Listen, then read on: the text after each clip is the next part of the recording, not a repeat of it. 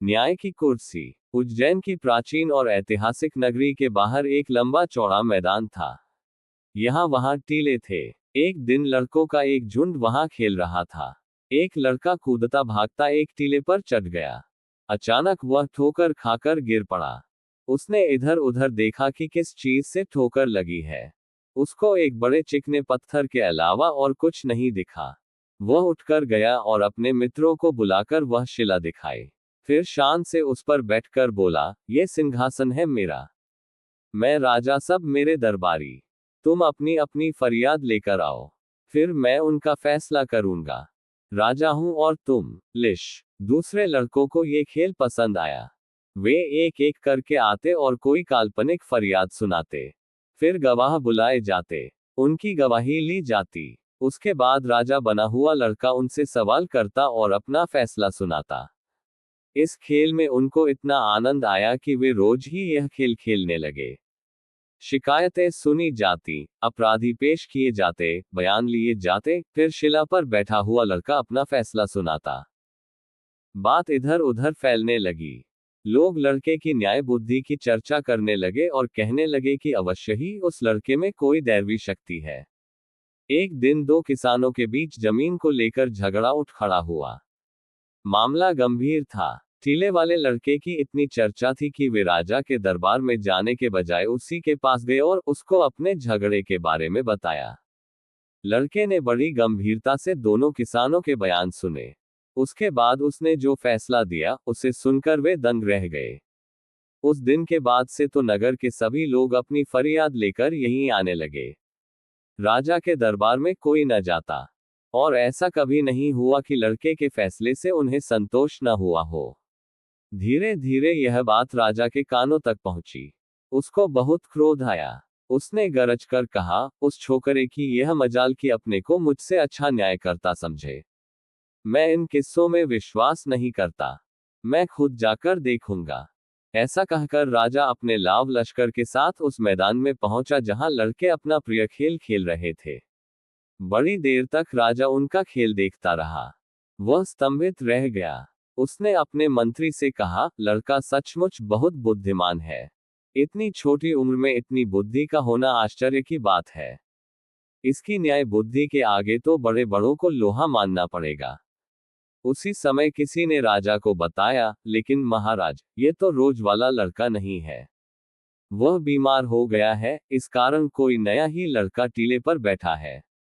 ये तो और भी आश्चर्य की बात है। हो न हो, पत्थर की इस कुर्सी में ही कोई चमत्कार है। मैं इसकी जांच करूंगा। राजा का इशारा पाते ही उस स्थान को खोदकर पत्थर को बाहर निकाला गया।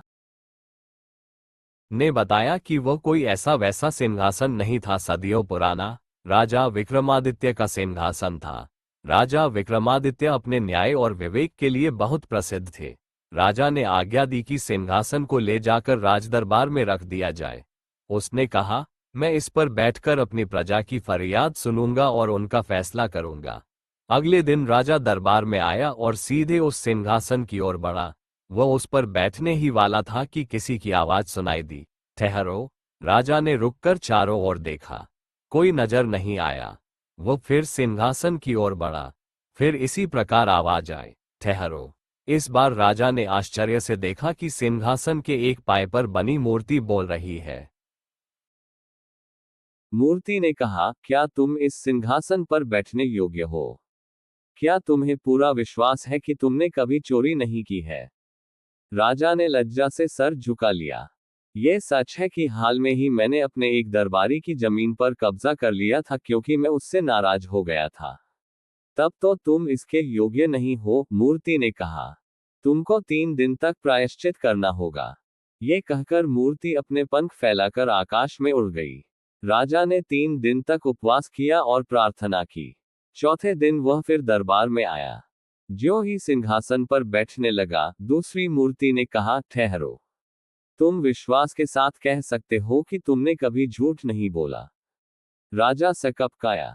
झूठ तो उसने किसी न किसी मुसीबत से बचने के लिए कई बार बोला था। राजा पीछे हट गया।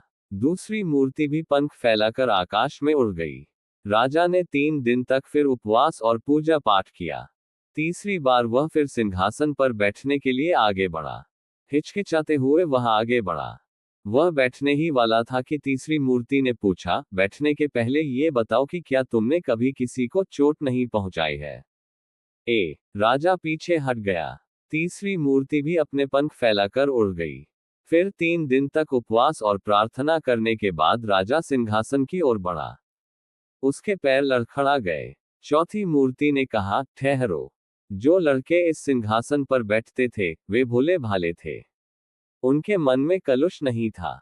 अगर तुमको विश्वास है कि तुम इस योग्य हो तो इस सिंहासन पर बैठ सकते हो। राजा बड़ी देर तक दूर तक सोचता रहा। फिर उसने मन ही मन कहा, अगर एक लड़का इस पर बैठ सकता है तो भला मैं क्यों नहीं बैठ सकता हूं? मैं राजा हूं। मुझसे ज्यादा धनवान, बलवान और बुद्धिमान भला और कौन होगा? मैं अवश्य इस सिंहासन पर बैठने योग्य हूं। ये कहकर राजा सिंहासन की ओर दृढ़ कदमों से बढ़ा, लेकिन उसी समय चौथी मूर्ति पंख फैलाकर सिंहासन समेत आकाश में उड़ गई। लीलावती भागवत।